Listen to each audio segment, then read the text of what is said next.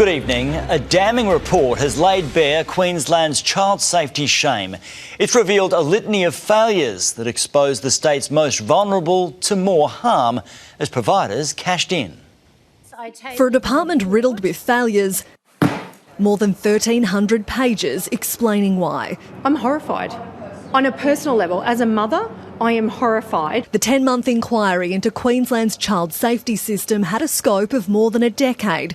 High-profile cases of neglect, abuse, failure have come and gone. There's been report after report of a system in crisis. Will this be any different? There are serious reforms that would see quite significant changes across several departments. So it is important that we give it the due respect. The list of recommendations is long. Among the 52 of them, a refocus on family-based care over residential care and an overhaul of short-term fixes that's seen an influx of unlicensed for-profit providers cashing in with minimal oversight.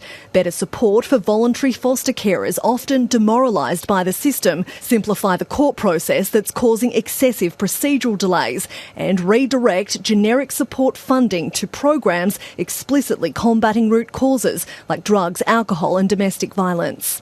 Residential care blew out to be $1 billion industry, where by the sheer nature of its design is delivering more harm than it is protection of children. Dozens of submissions providing evidence of chronic sexual abuse in residential care as the cost to support a ward of the state marches towards $500,000. The bungled Unify IT system coinciding with a fall in 24-hour priority response times. They said that they were cutting the commission short so that they could fund it in the budget, even though the commissioner wanted to keep going.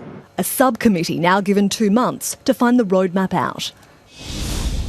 Well, Jacqueline Robson is at State Parliament tonight. Jackie, the real work begins now.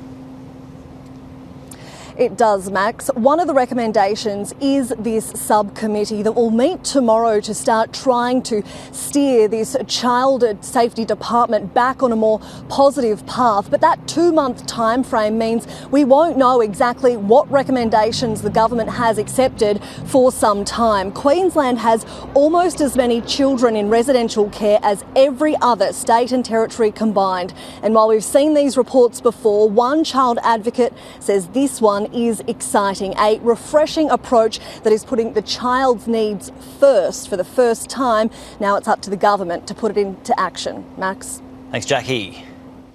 Well, it only opened 12 months ago, but tonight there are stunning and disputed claims the new exhibition station may have to be torn down. Michael Hammond has more details. And Michael, you're at the Ekka tonight. It's been revealed in documents for the 2032 Games.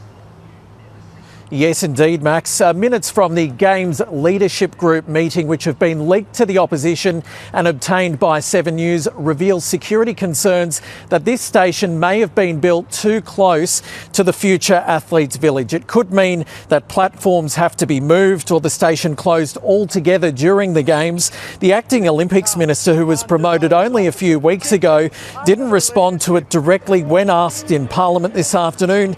Instead, Andrew Powell fumbled figures around overall transport spending. 41 billion, 41.7 billion across the board. For 1 year. I'll leave the minister to pitch for that. That is the truth. That is the envelope we've been very clear about from day one. Now, the Transport Minister does deny that there's any need for closures or demolition here, but he does say that some upgrades will be needed to help the station cope with large crowds. Max? Thank you, Michael. If interest rates and inflation weren't enough of a concern, new figures today will do little to ease the fears of households across Australia. GDP growth is slowing, up just 0.3% on the start of this year. And that's not even counting the blow to the economy dealt by the Iran war. Ask AI what's saving the Australian economy from going backwards, and the answer is AI, specifically the data centres powering it. The fact that we've got any growth at all, given the challenging global circumstances, I think is welcome. Economic growth falling to 0.3% in the March quarter, 2.5% annually. This is very solid in the circumstances. but circumstances driven by short-term record investment in computer servers to drive the massive data centres emerging in our major cities, with most other sectors flat at best. The response from the Treasurer has been to give himself a participation award. I think we're in store for a pretty challenging 2026 for the Australian economy. Spending up a little, exports down as cyclones smashed mine production. The future outlook, grim. Not all of the impacts, obviously, of the war in Iran are being captured in these national accounts. It's the front end of that. Just the first month. And there's a big structural problem. Working hours are up, but productivity is down. Australians working harder to make less.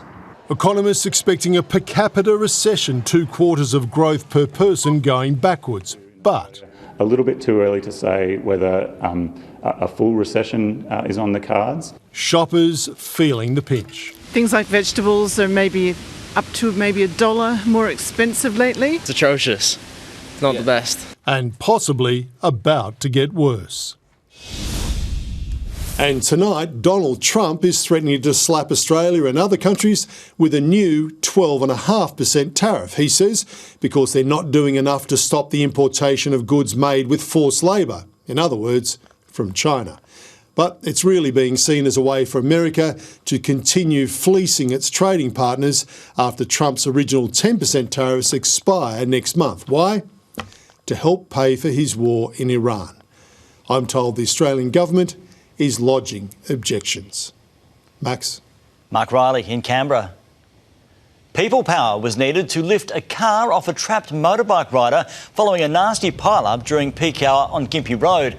Police believe a white Volkswagen veered onto the wrong side of the road and collided with a Hyundai just before 8:30 this morning. The second car then hit the motorbike. The 46-year-old rider was taken to hospital in a serious condition. 2 women were also injured. A suspected thief has died outside Brookside Shopping Centre in Mitchelton. Witnesses say the man stole 2 knife blocks from a kitchenware store around 11 this morning. Security and police gave chase before the man collapsed outside the reject shop. Officers tried to revive him, but he couldn't be saved. The father of Broncos superstar Payne Haas has been released from prison in the Philippines 2 years after his arrest. Gregor Haas was detained at the request of Indonesian authorities after he was accused of trafficking 5 kilograms of crystal meth into the country in 2023. Indonesian authorities had been trying to extradite him, but a judge earlier this year ordered his release, saying he'd been held without charge beyond a reasonable time frame. Haas's lawyer told 7 News it's been a difficult period and their client is relieved.